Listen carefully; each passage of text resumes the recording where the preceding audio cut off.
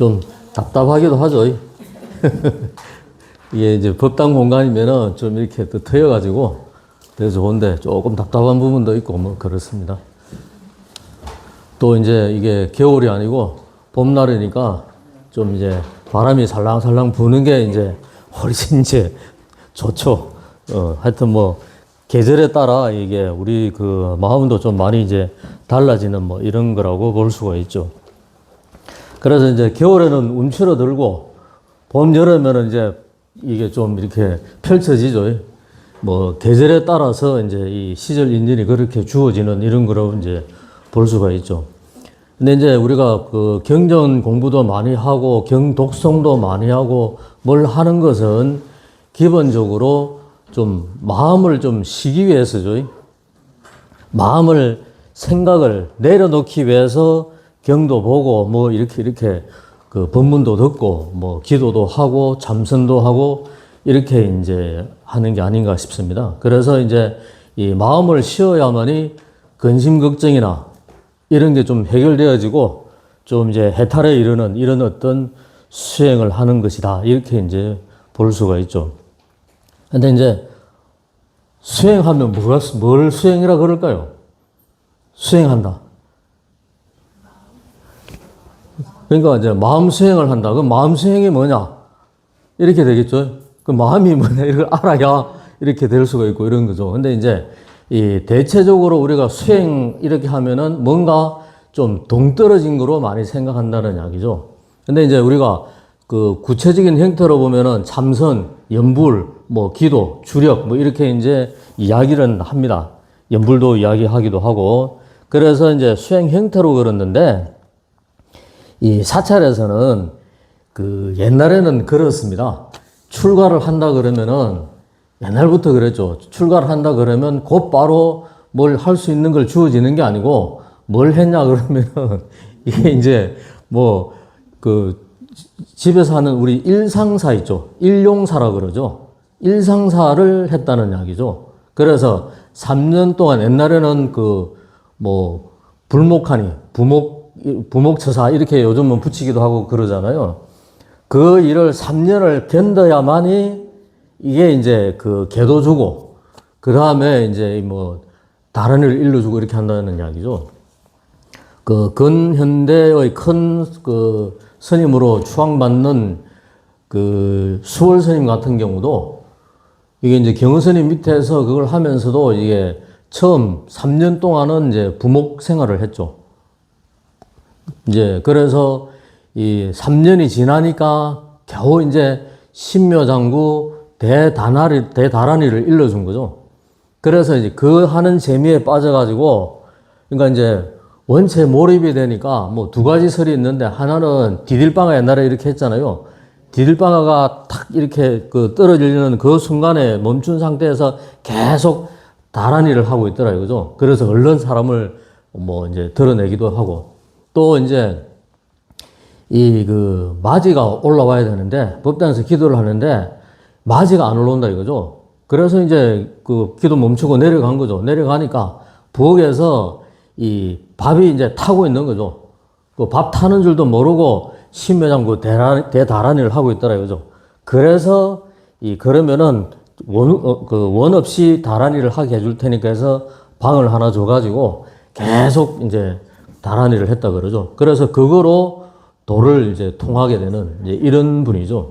이제 그래서 이제 우리가 흔히 생각하는 따로 무엇을 해야만이 연불이나 잠선이나 기도나 뭐 이런 걸 해야만이 수행이 아니고 우리가 이제 옛날부터 사찰에서는 일용사, 일상생활에서의 수행을 생활 속 수행을 강조했다는 이야기죠. 그러면 이제 나름대로 큰 마음 먹고 도 닦으러 갔잖아요. 도 닦으러 갔는데 맨날 설거지 시키고 그 다음에 밥하고 뭐하고 하면 이 생각이 어떻게 했어요? 열불 나죠. 나는 도를 닦고 왔는데 이게 뭐 하는 짓이냐 이런 생각을 이제 가질 수 있다는 이야기죠. 그래서 이제 보통 그 우리 전통 사찰 치면은 뭐 해인사, 통로사, 송광사 뭐 이렇게 이제 3대 사찰로 친다 치면은 대중들이 거의 한 100명에서 지금은 150명 정도. 옛날에 제가 행제생활 할 때는 해인사에 강원에 학인 스님만 한 120명 있었어요. 선원에 한 40명. 그 다음에 뭐 이렇게 합치면은 그 한 200명 있었죠. 그리고 산중 전체를 합치면은 비구리 스님까지 합치면 한 500명 정도. 그게 이제 굉장히 많았던 그런 숫자입니다. 그러면 이제 거기서 이제 보통 뭘 하느냐면은 그때 이제 공양주는 이제 밥을 하는 거고 또 반두라고 그러기도 했습니다. 그 다음에 이제 갱두라고 있어요. 갱두는 뭐냐면 국 만드는 거. 이제 그 다음에 이제 반찬 만드는 게 채공 소임. 이래서 소임이 나눠져 있다는 이야기죠. 소임이 이제 그리고 이제 뭐 어른 스님들 계시고 또 뭐 이렇게 이제 이제 국장 스님들 쭉 있고 이렇게 이제 총림 체제도 이렇게 이제 이루어져가 있죠. 그래서 이제 중요한 게 뭐냐면은 특히 절집안에서 대중이 많이 모인 곳이잖아요. 그러면 오히려 시계가 더 필요합니다. 시계가 없으면 안 돼요. 왜냐면은 선방에 간다 치면은 딱 정진 시간을 정해놨잖아요. 뭐 예를 들어서 8시, 뭐 10시, 2시, 뭐 이렇게 하면은 그 시간을 놓쳐버리면 나중에 참여를 해야 되거든요. 중요한 일과를 놓쳐버렸기 때문에. 그리고 이 대중생활이기 때문에 공양을 한다 치면은 12시면 딱 12시에 맞춰서 종을 치는 거죠. 그렇게 해야만이 다 같이 먹을 수가 있지, 이게 늦어지고 뭐 이런 게 있을 수 없다는 이야기죠. 항상 그래서 미리 가서 준비하는 거죠. 그래서 바로 공양하면은 바깥에서는 깨끗하고 좋고 뭐 이렇게 선전을 많이 하잖아요. 또 사람들도 그렇게 받아들이고, 물론 이제 그 취지는 좋죠. 그대로만 되면은. 문제는 뭐냐면은 바로 공양 때문에 스님들 속 다 버리는 거죠. 위를 다 버리는 거죠. 왜냐면은 어른 스님들은 앉아가 있죠. 이제 갓 계를 받은 스님들은 어떻습니까? 바로 공양 시작하면은 반찬 들어가야 되죠. 그 다음에 밥 나눠야 되죠. 진지를 해야 되죠. 그 다음에 반찬도 들고서 나눠야 되죠. 그 다음에 죽비 딱 치면은 밥 다 먹었으면 벌써 벌떡 일어나서 숭룡부터 해야 되고, 이런 게 이제 일상생활이죠. 그러다 보니까 항상 밥 먹는 시간이 한 3분? 그 안에 빨리 먹고 대기를 해야 되는 거죠. 죽비를 딱 치면은 빨리 일어나서 가야 되니까. 그러니까 이게 대중생활의 맹점 중의 하나가 또 그런 게 있는 거죠. 우리 금강경 보시면은 맨 앞에 부처님이 1250원의 비구 대중들과 모여 있다가, 그 다음에 이제 어복을 갖춰 입으시고 탁발하러 가셨다가 돌아오셔가지고 이제 공양을 다 드신 후에 자리를 펴고 앉으셨다.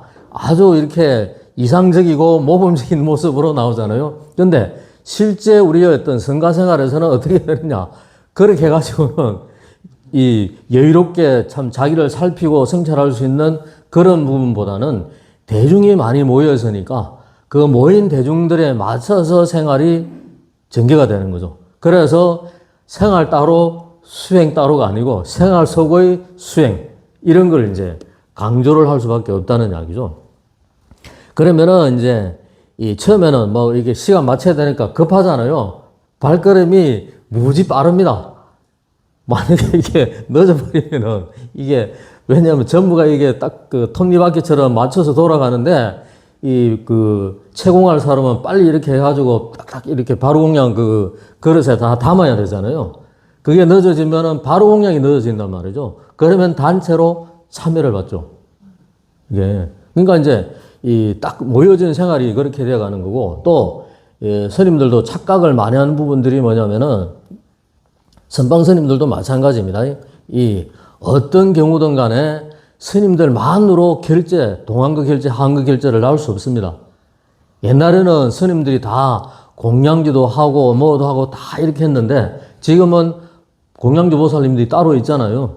그분들이 없으면은 누가 지원해가지고 한철 공양주 소임을 보겠다, 이런 게 없다는 이야기죠. 그러니까 이제 힘이 들 수밖에 없죠. 그래서 이 결제를 한다는 것은 이제 그 대중 전체가 같이 나간다는 이야기죠. 이게.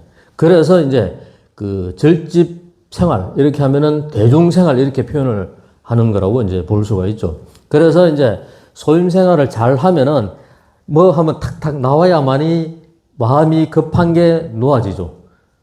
소임을 잘 보고 이 적재적소에 뭐를 다 할 수 있어야만이 좀 여유롭게 되어지죠. 이제 처음 온 사람은 어떻게 해야 되는지 우왕좌왕하고 막 이렇게 하잖아요. 이제 그래서 급한 마음을 다스리기가 쉽지가 않죠. 연륜이 익어지고 하면서는 좀 급한 마음이 다스려진다는 이야기죠. 그렇게 해서 이제 소임 수행을 잘하는 것, 그것이 바로 이제 생활 속 수행으로 가는 거다. 그래서 큰 스님들이 하는 말씀이 뭐냐면은 대중의 눈과 귀를 막아야 된다 이렇게 표현하거든요. 그 말은 뭐냐면은 대중의 눈에 거슬리는 행동을 해서도 안 되고 또 대중의 귀에 거슬리는 행동을 해서도 안 된다 이렇게 표현하는 거죠. 그러니까 이제 우리가 그 행사에서 행자 생활할 때 그때 행자님들이 한 뭐 15명 내지 20명 가량 있었어요. 그러면 강원 스님들이 120명입니다. 그러면 지나치면서 저 행자가 어떻게 하는지 다 봐요. 저 좀 덜 떨어졌구만. 제가 좀 교육을 더 받아야 돼. 뭐, 내지는 이런 마음 다 가지면서 지켜본다는 이야기죠. 그래서 이게 그냥 겉으로 지나가는 게 아니죠. 이제 그런 게 이제 이어지는 거다. 그래서 항상 이제 대중의 눈에 거슬리는 행동을 해서는 안 된다. 이런 의미로 이야기하는 거죠. 또 귀에 거슬리는 행동을 해서는 안 된다. 이제 이렇게 표현합니다. 그래서 대중 소임을 잘 하고 난 뒤에 그 다음에 남는 시간에 경을 보거나 자선하거나 연부를 하거나 주력 등을 해야 된다. 이렇게 표현을 합니다. 근데 이제 또 여기서도 너무 이제 이게 그 발심을 많이 한 경우 이런 경우도 꺾이는 경우가 많아요. 왜냐면은 그 강원 뭐 생활도 이제 단체 생활이거든요. 행자 교육원에 가면은 우리 때는 21일간 했는데 그때 뭐 이런 방에 뭐 100몇십 명씩 들어가서 칼잠 자면서 이렇게 이제 교육을 받는 거거든요. 근데 이제 그 중에도 이제 신심이 나서 밤에 안 자고 이게 정진 한두 시간 하고 이렇게 하는 사람도 있습니다. 또 강원에 들어가서도 밤에 잠 안 자고 혼자서 정진하고 이런 분도 꽤 계세요. 근데 그런 분은 그 나중에 보면 흔적이 없어요. 오히려 이제 뭐 이렇게 왔다 갔다 하고 돌아다니고 뭐 놀러 다니고 하는 분들이 많이 남아있죠. 왜냐면은 이 남는 시간에 정진을 많이 하고 했던 사람은 기대치가 높잖아요. 스님 생활에 대한 것, 수행 생활에 대한 기대치가 높잖아요. 근데 현실에서는 군대 생활과 똑같은 거죠. 군대 생활과 똑같은 거죠. 그러니까 실망을 많이 하죠. 이제 그게 더 지나야만이 본래 모습을 볼 수 있는데 이제 그런 게 이제 이어진다는 이야기죠. 그래서 이제 그 벽송 지음 스님이라고 계십니다. 지금 지리산 쪽에 가면은 벽송사라고 있습니다. 그 벽송사를 이제 창건하신 스님인데 이분이 이제 28세에 출가를 했어요. 문과에 이제 장운급제 해가지고 쉽게 말하면 오늘날로 치면은 장교, 대위나 뭐 소령쯤 되는 그런 급수로 있다가 또 이제 뭐 전쟁도 경험도 하고 이렇게 했다가 이제 전쟁의 참상에 대해서 그걸 목도를 하고 이제 출가를 하신 분이죠. 근데 그때가 연산군 때입니다. 연산군 때는 가장 불교에 대한 탄압이 가장 심했던 시기입니다. 그래서 뭐 스님들 성적 그것도 다 박탈해버리고 이렇게 해버리고 강제로 환속도 시켰거든요. 그래서 이제 벽계 정심 스님이라는 분이 계신데 이분이 연산군 때 어떤 탄압을 피해서 지금의 직지사 근처 황악산이죠. 그 근처에서 이제 피해가지고 있었던 거죠. 그러니까 이제 혼자 계신 게 아니고 보살 한 사람하고 같이 이제 부부로 위장해가지고 그러면 이제 정지를 같이 하는 거죠. 그 보살도 보통의 분이 아니었다는 이야기죠. 정진하고 같이 하고 이제 뭐 했었는데 그분을 물어 찾아간 거죠. 찾아가서 이제 하니까 아니나 다를까 3년 동안 뭘 하느냐면은 나무하고 빨래하고 농사 짓고 그것만 한 거죠. 그래서 이제 뭐 물어보면 대답도 안 해줘요. 그러니까 이제 참다 성질이 나가지고 예, 저는 가겠습니다 하고 이제 가는 거죠. 이제 가는 과정에 이제 고개를 이렇게 넘어가려는데 그 뒤에까지 이제 벽계 정심 스님이 따라와서요. 따라와서 이제 법명을 부르는 거죠. 지엄아, 지엄아. 부르니까 처음에는 안 돌아봤는데 계속 부르니까 돌아보죠. 그러면서 이제 그 돌아봤을 때 하시는 말씀이 뭐냐? 내가 너가 나무하고 빨리 할 때도 법문을 일러줬고, 농사를 짓고 할 때도 다 법문을 일러줬는데, 너는 그것도 하나도 못 알아듣고 그냥 지냈다 이거죠. 그러면서, 내 도를 받아라 이렇게 한 거죠. 그 소리에 이제 이분이 깨달음을 얻었다 그러죠. 그러니까 이제 이 예도 마찬가지로 옛날부터 이제 나무하고 빨리하고 뭐 하는 일상생활의 일용사, 그 속에서의 수행, 이런 부분으로 이제 항상 말을 하고 있는 거죠. 법문을 일러주고 있는데 그런 부분들은 모른다. 그래서 이제 우리가 그 큰 행사를 치를 때나 이럴 때 보면은 많이 부딪히죠.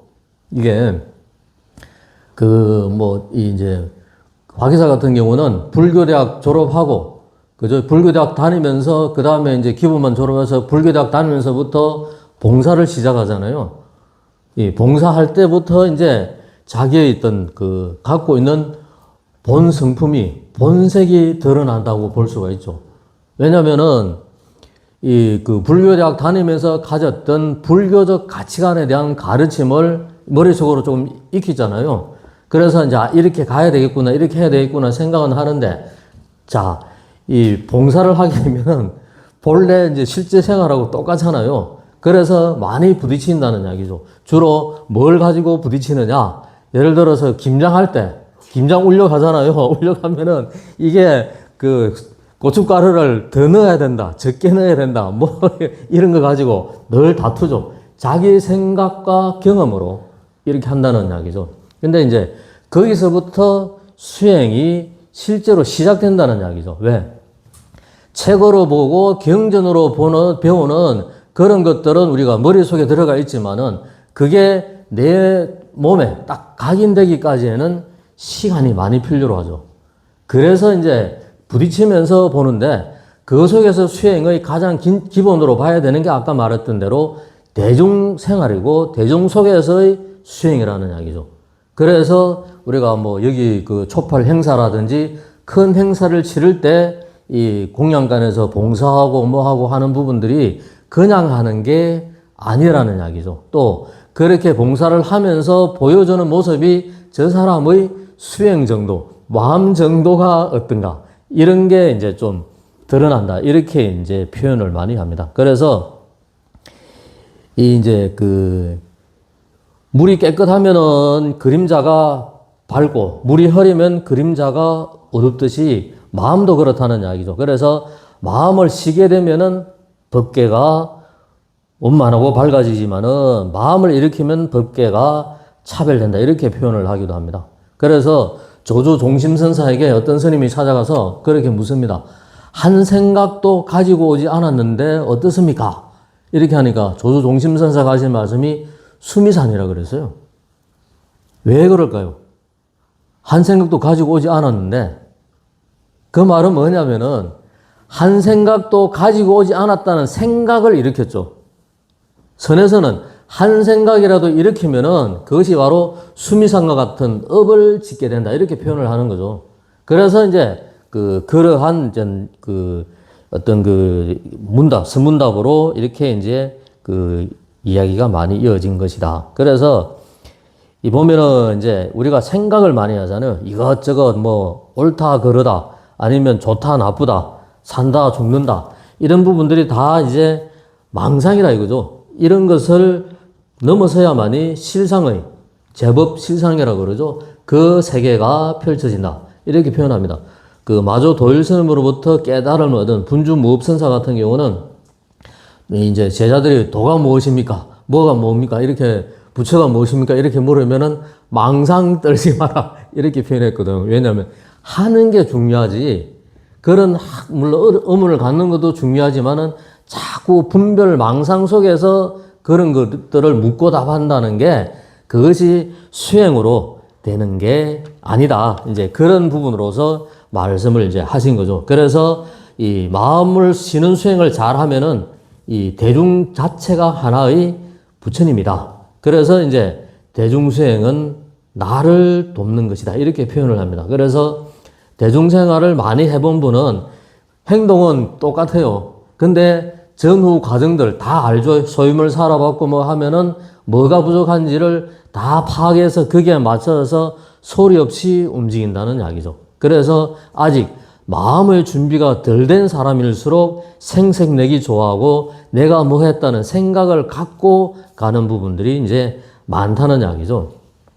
그래서 이 내가 옳다는 생각의 견해에 빠지면은 어떻게 된 게 되느냐면은 그 부처님 당시 부처님 제세 시에도 그런 일이 있었습니다.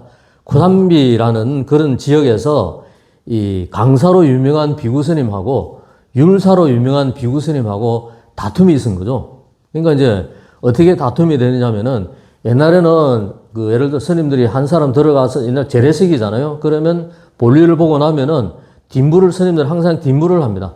왼손으로 뒷물을 해요. 왼손으로. 그래서 인도 같은 경우는 오른손으로는 밥을 먹고 왼손으로는 뒷물을 하기 때문에 이 절대 오른손으로 악수해야 되지 왼손으로 악수하면 상대방을 멸시하게 되는 거다. 이렇게 표현을 하는 거거든요. 그래서 스님들도 그런 습관이 내려와서 뒷물을 할 때 항상 이제 그 왼손으로 합니다. 그렇게 이제 하는데 그 뒤에 하고 난 뒤에는 뒷사람이 설 수 있도록 이렇게 다 정리정돈을 해놓고 나와야 되잖아요. 근데 그 강사로 유명했던 스님이 잠시 몇 개를 놓치고 그냥 나왔는가 봐요.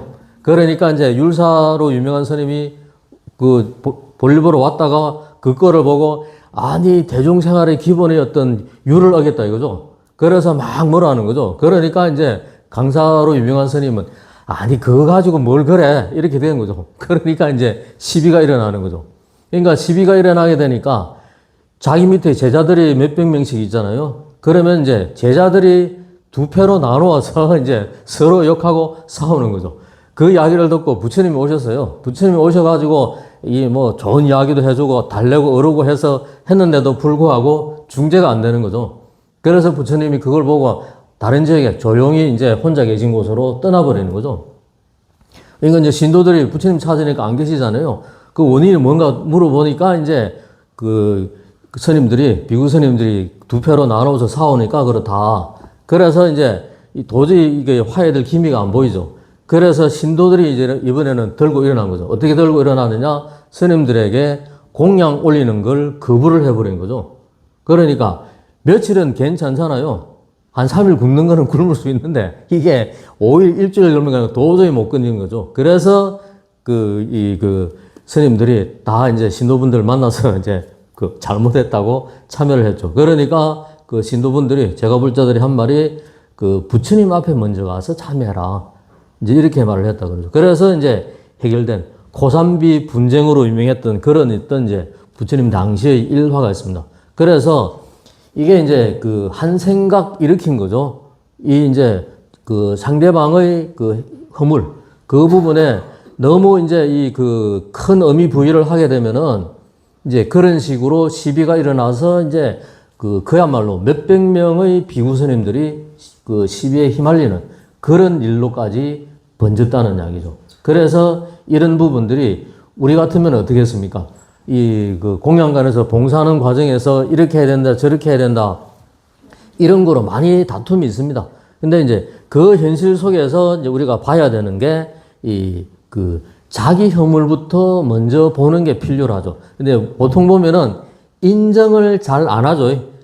인정을 잘 안 해요. 누가 뭐 이야기하면 그래 내 잘못했다 하면 끝나는데 그게 아니고 인정을 안 하니까 이제 문제가 되는 거죠. 예를 들어 가지고 그 옛날 김영삼 대통령하고 김대중 대통령하고 차이가 뭐냐면 김영삼 대통령은 경상도 사람이에요. 그래서 뭐 그때 문제가 많았잖아요. 그래서 내 잘못했어요 하고 넘어갔어요.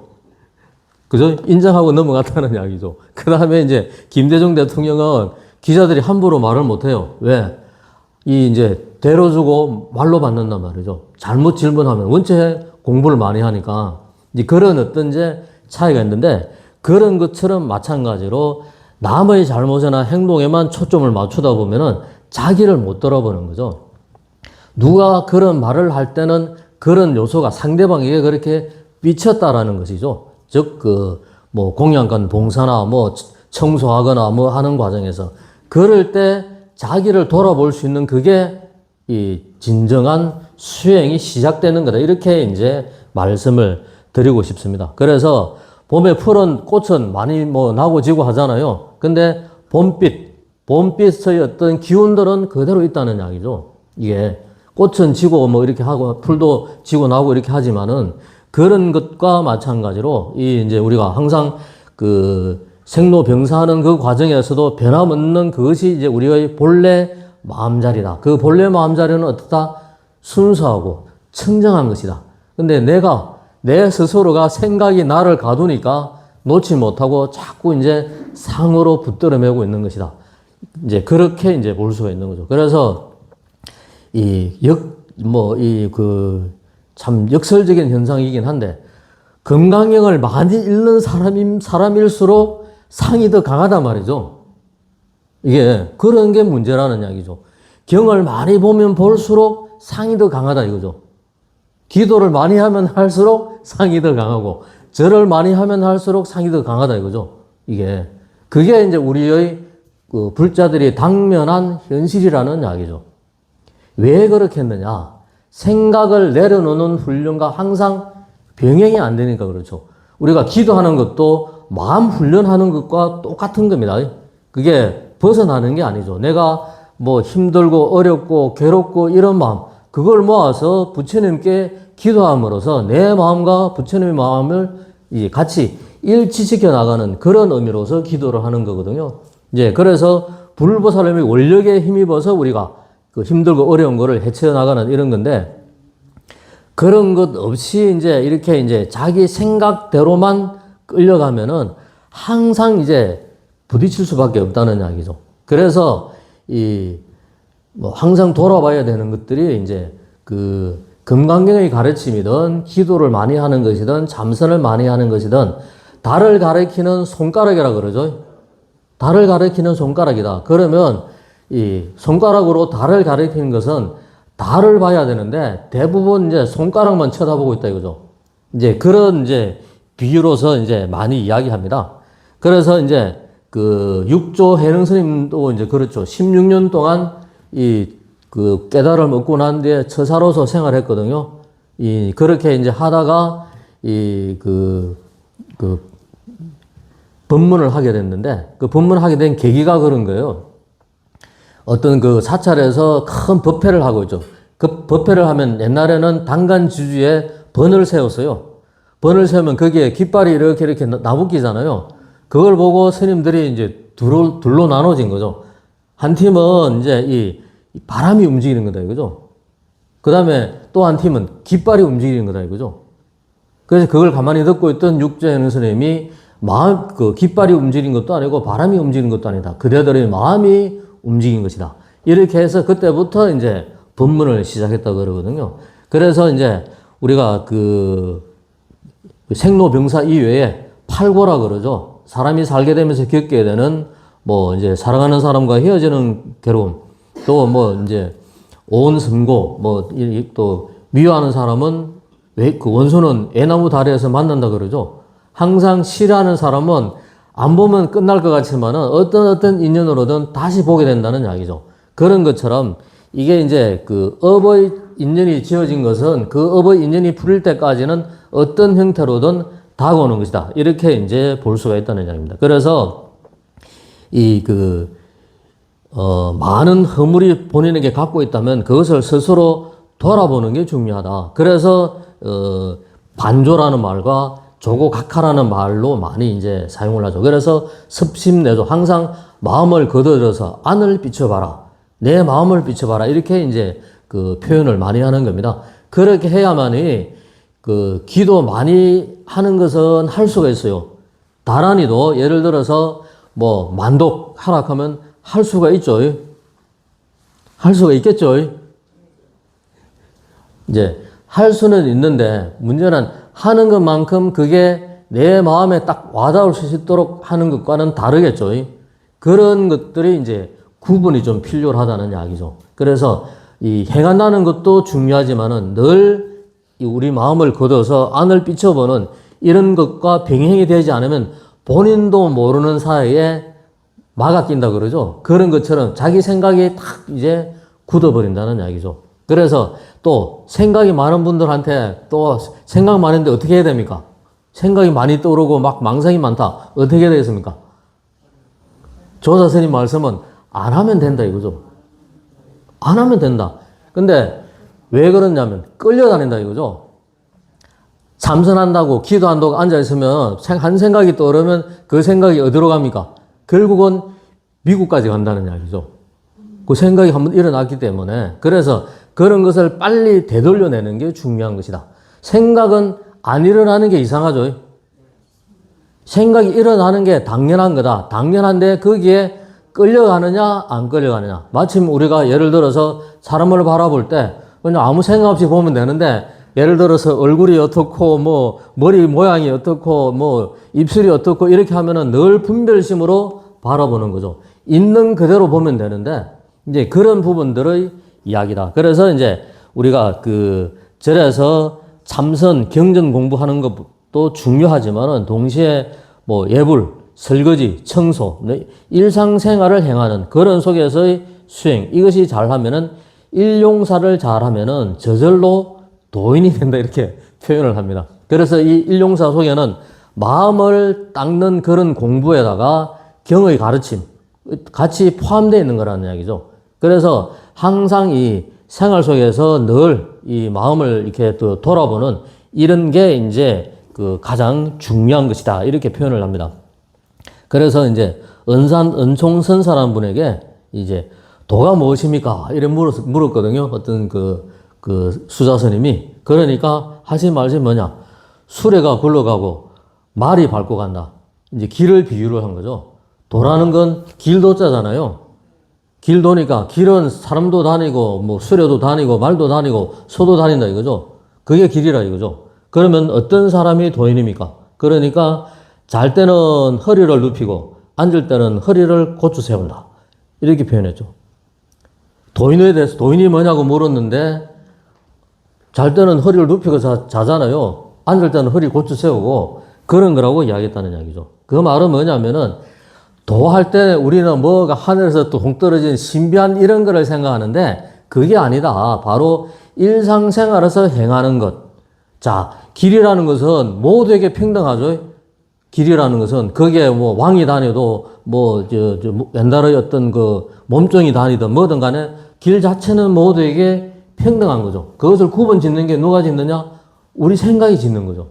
그래서 이 문만 나서면은 이 생각만 딱 돌리면은 두두물물이 불법의 세계가 아닌 게 없다 이렇게 표현하는 거죠. 그래서 이제 불법도 우리가 다니는 길 속에 있다. 우리가 사찰에서 생활하는 생활 속에 있는 것이다. 이렇게 표현을 합니다. 그래서 아무리 뭐 금강경 100만 번을 읽으면 뭐 하겠습니까? 단 한 번 내 생각을 빨리 상을 놓지 못한다라면은 100만 번 읽은 게 아무 의미가 없어져 버리는 거죠. 그래서 항상 우리가 해야 될 것들은 생활 속에서 이러한 어떤 그 불법의 가르침을 어떻게 실현해낼 것인가. 이것이 이제 중요한 것. 이런 거로 이제 볼 수가 있습니다. 그래서 자기 견해에 속아서는 안 된다. 내 생각에 속아버리면은 이게 이제 이 길을 가도 이 바른 길로 가는 게 아니라 엉뚱한 길로 갈 수밖에 없다. 그래서 이 신심을 갖고 기도하고 복짓고 이 수행하는 것은 기본이죠. 동시에 그런 것을 통해서 마음을 비워서 해야 된다는 이야기죠.